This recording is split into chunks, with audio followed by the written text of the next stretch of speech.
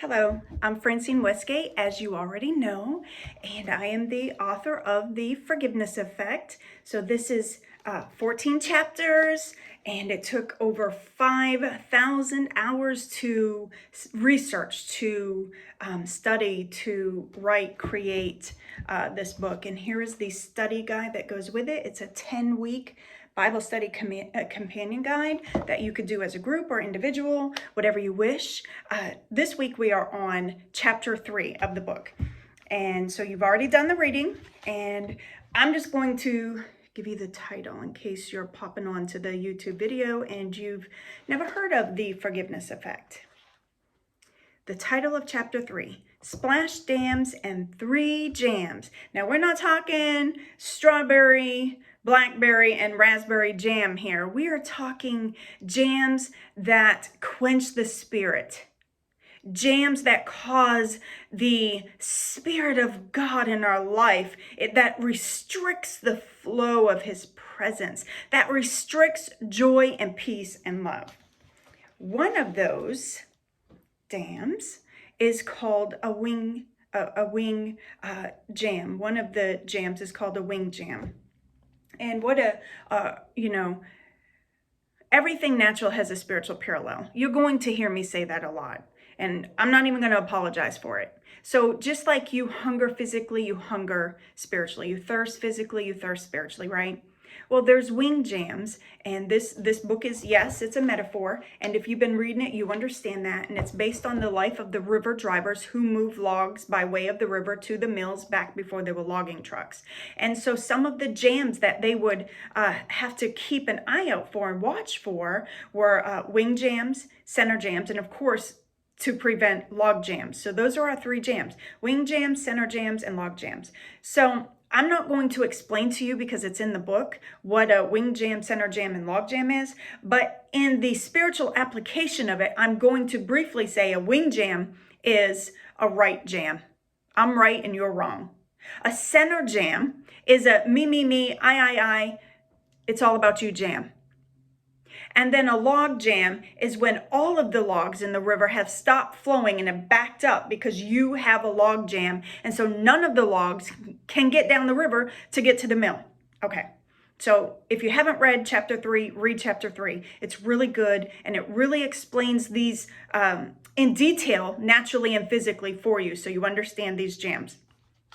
I'm not going to go into it because I only have a few minutes, but I wanted to touch on the story on page 43, the parable of Stuckness. Now, this is a story Jay Shetty has told, and you may have heard it from him, but there's a man who's trying to cross a fast raging river, right?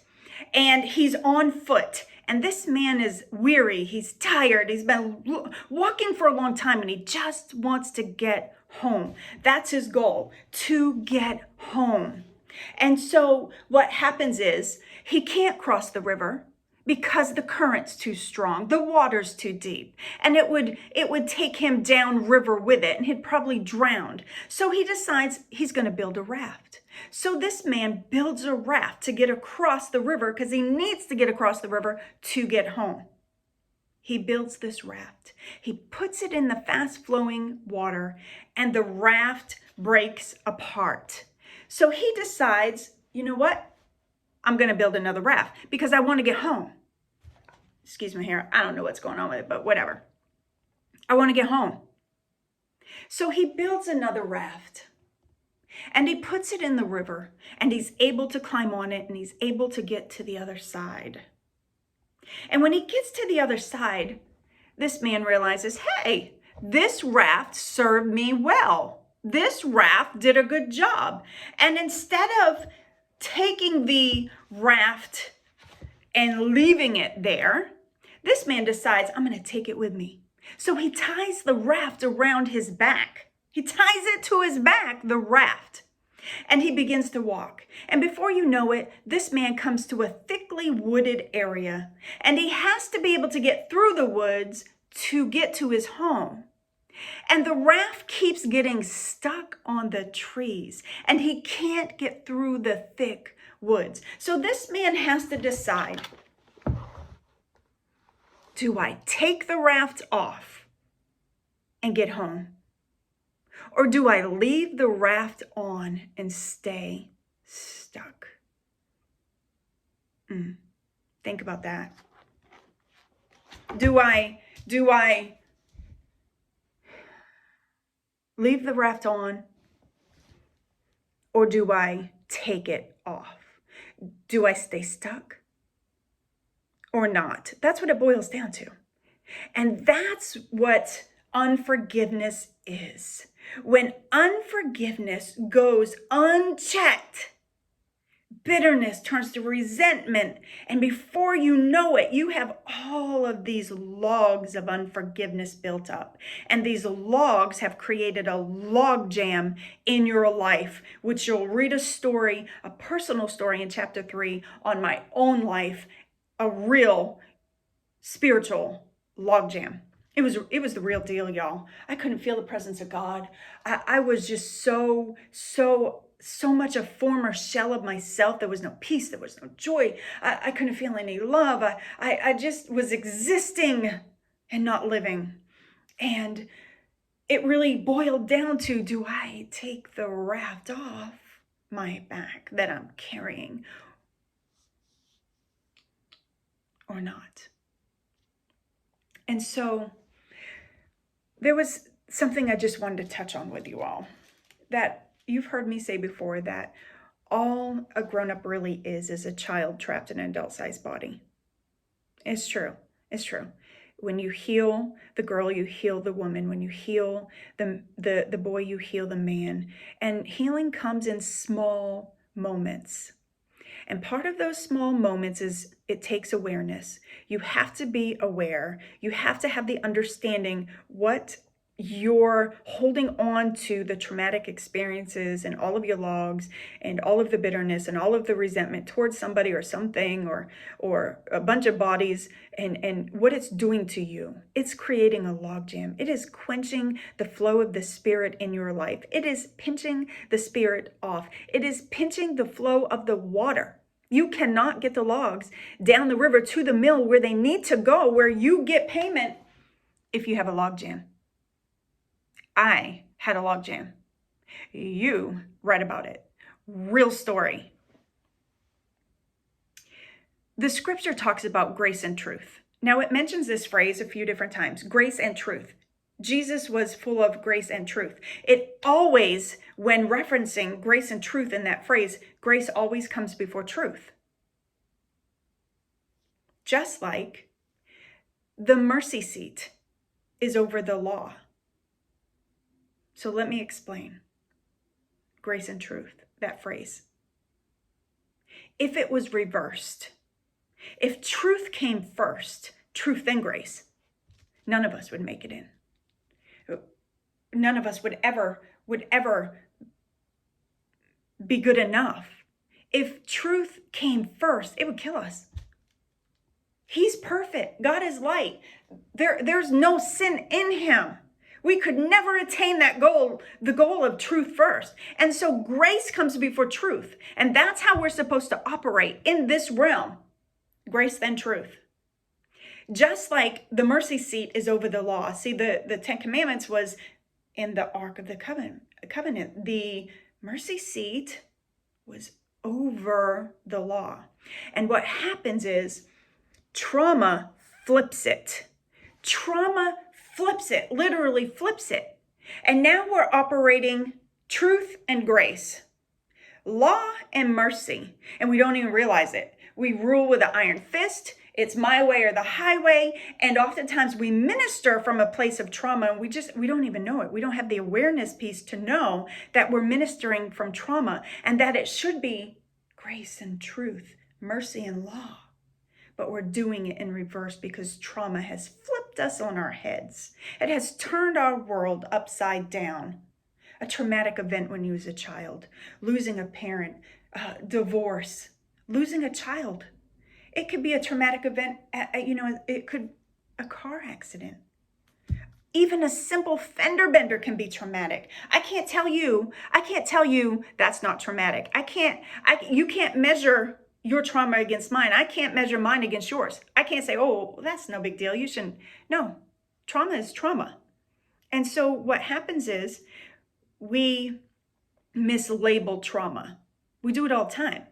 What looks like family drama is really family trauma. We get so accustomed to rehearsing the lows and brushing away the highs. See, this is what trauma does. This is what squirrels do. Squirrels, when it's coming wintertime, squirrels go around and collect all the nuts. And they bury the nuts in the ground. All the acorns they can find, they bury them in the ground so that they have them for later on.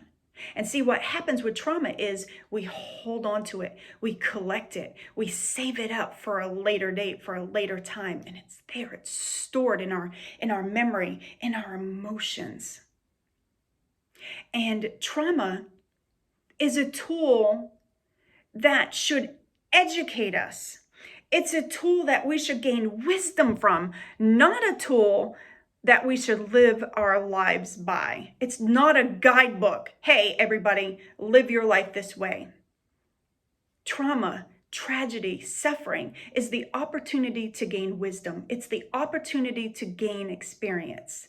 It's the opportunity to gain something so that you can help somebody else through their suffering, through their trauma, through their dark moments. It's an opportunity for us to become wiser, not an opportunity for us to live by our trauma and in our trauma.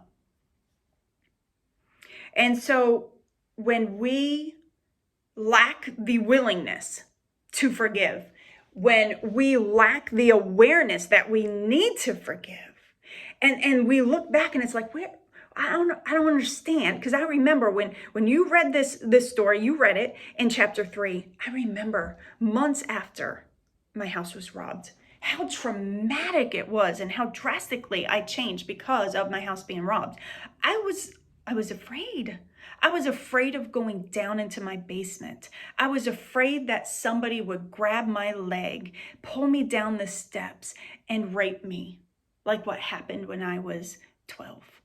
I was afraid that somebody would be waiting down there to hurt me. I was terrified. I couldn't go down in our basement. My husband had to start doing the laundry. He still does the laundry.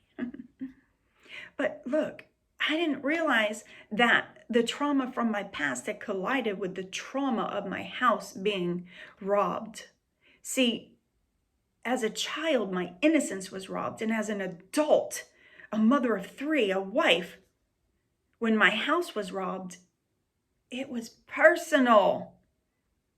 It felt like I had been robbed. Not just my house, but I mean like something emotional, spiritual took place in me, and it was traumatic. And the trauma of my past collided with the trauma of my present, and I didn't know what to do with it, and I didn't know what it was called. I didn't know what it was. We didn't use words like trauma back then, and PTSD and postpartum. We didn't use those words. I didn't know what it was. I just felt like I was losing my mind because I was so afraid.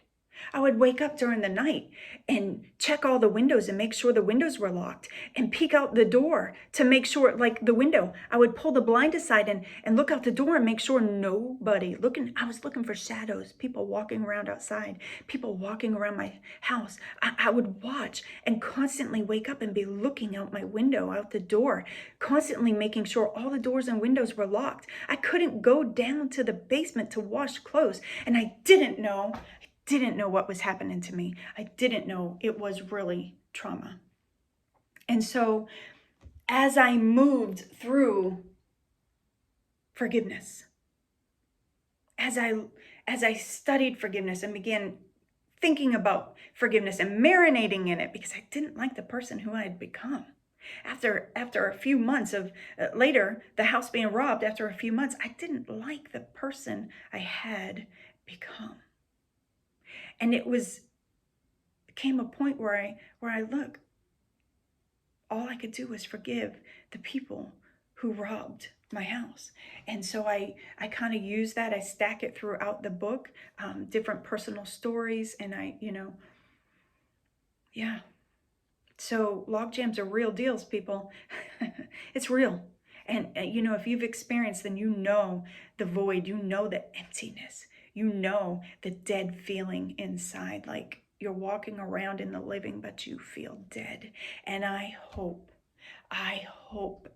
and I pray that as you read this book and as you do the workbook, that you find freedom, that you find fulfillment, that the shell of who you used to be returns, that you become you again without the logs of unforgiveness, without all of the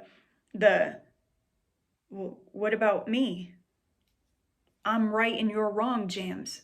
Without those, that you can move through them. Look, you can forgive.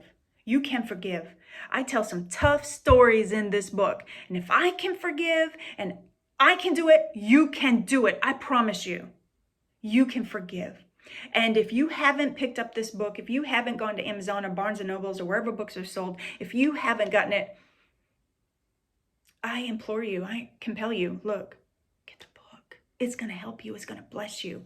And thank you all. Thank you all for listening. So in closing, are you going to take the raft off or are you going to leave it on? It's your choice. You can stay stuck or not. It's your choice. God bless.